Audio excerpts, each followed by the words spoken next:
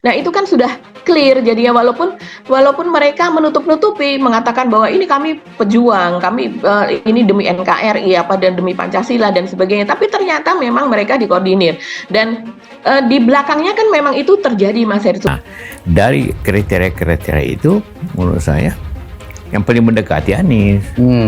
Dia Meskipun punya beliau hanya leadership. baru 1 kali jadi gubernur ya Pak ya? Sekali tapi para menteri. Ya.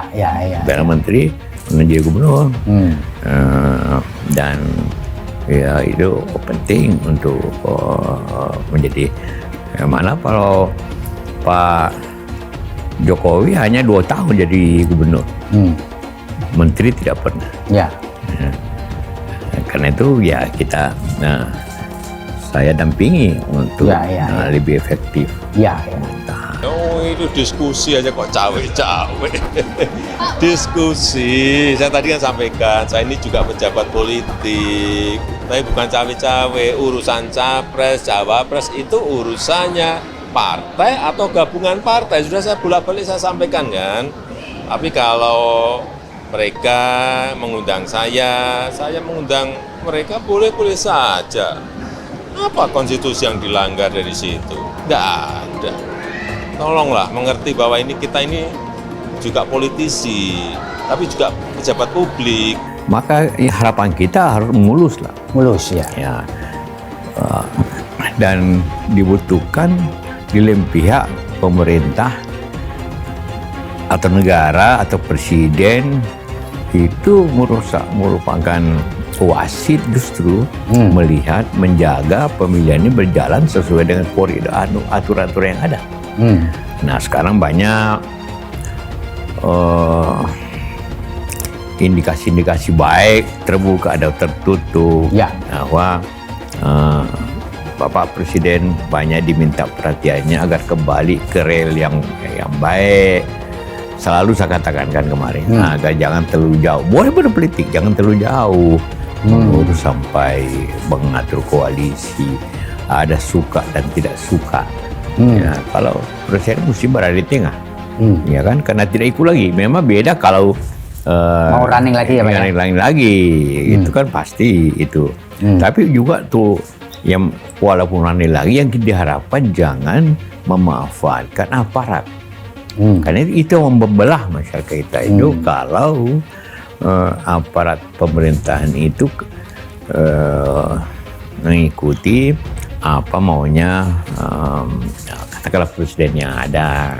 Sekarang kita lihat betapa Pak SBY itu mendirikan Partai Demokrat yang sempat ini kan sebelum sekarang di bawah 10 begitu ya persentasenya. Tadinya kan itu kan tinggi sekali juga begitu. Toh juga akhirnya walaupun dia memiliki instrumen tapi dia tidak bisa berada terus kemudian dia mengendalikan, bahkan kemudian dia malah menjadi oposisi.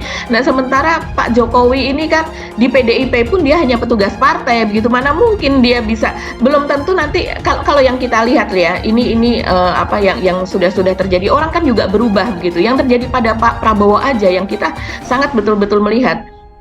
Pak Prabowo ketika sebelum menjadi Menteri Pertahanan misalnya, dia sangat dekat dengan Amin Rais, dengan yang orang yang sekelilingnya misalnya kayak ada Ustadz Sambo misalnya, orang-orang yang sangat dekat lah dengan. Ketika dia sudah menjadi Menteri Pertahanan, kita bisa melihat Pak Amin Rais saja mengeluh gitu. Jadi ini peran buzzer kan memang besar sekali dimulai dari tahun 2014 dan kemudian membesar pada 2019 dan sampai sekarang masih dipelihara dan tampaknya ini masih malah makin banyak begitu ya Mas Hersut. Dan ini bukan hanya sekedar tuduhan semata, karena buzzer itu sendiri juga berbicara begitu bahwa saya mendapatkan bayaran, mendapatkan jackpot, kenapa saya tidak menjadi ketika saya sebelumnya itu sangat membela kubu dari Pak Jokowi, kemudian dipertanyakan kenapa Anda tidak diangkat menjadi komisaris, sebagai balasannya dia mengatakan ya tidak, kalau seandainya saya, itu yang ngomong kan Abu Janda ya, ketika kalau saya dan Denny Siregar itu kan mendapatkan bayaran itu yang istilahnya jackpot, jadi besar sekali begitu. Jadi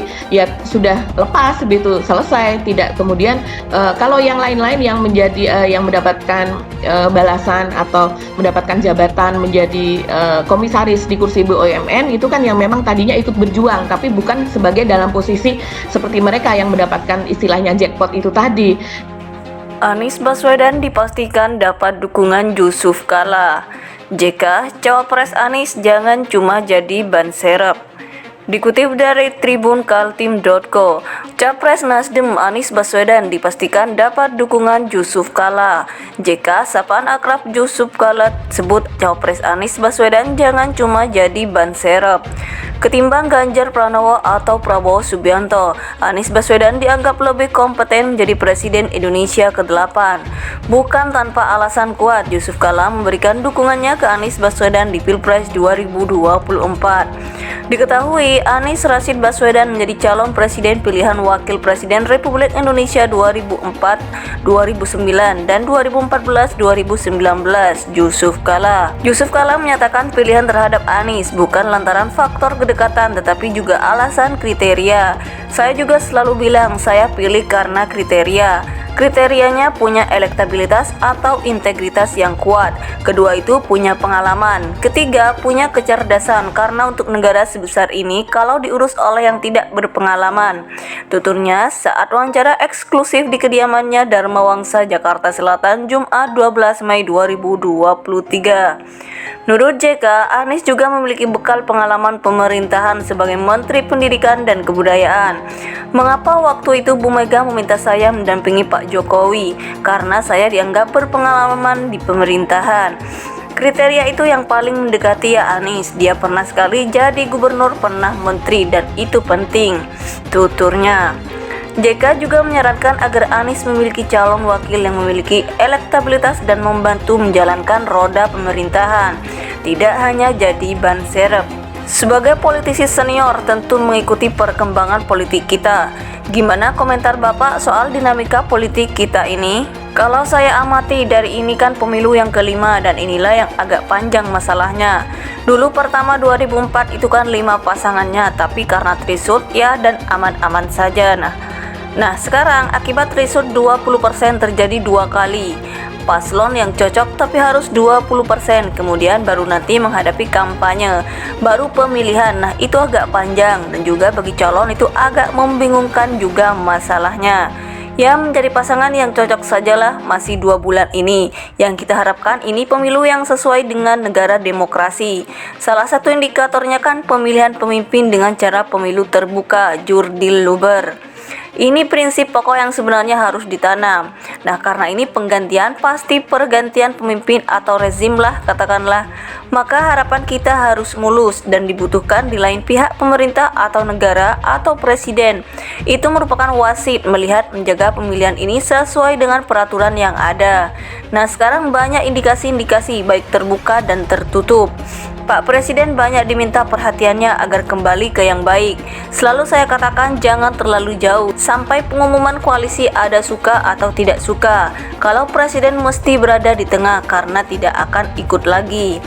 Memang beda kalau mau running lagi, itu kan pasti ya. Tapi walaupun running lagi ya diharapkan jangan memanfaatkan aparat. Karena itu yang membelah kalau aparat pemerintahan itu mengikuti arahan presiden yang ada. Saya 2 kali mengikuti ya pemilu pas zamannya Bu Mega ya, walaupun Bu Mega ikut dia sama sekali tidak mau mempergunakan aparat. Karena dia tahu dasarnya, juga SBY pada akhir masa jabatannya.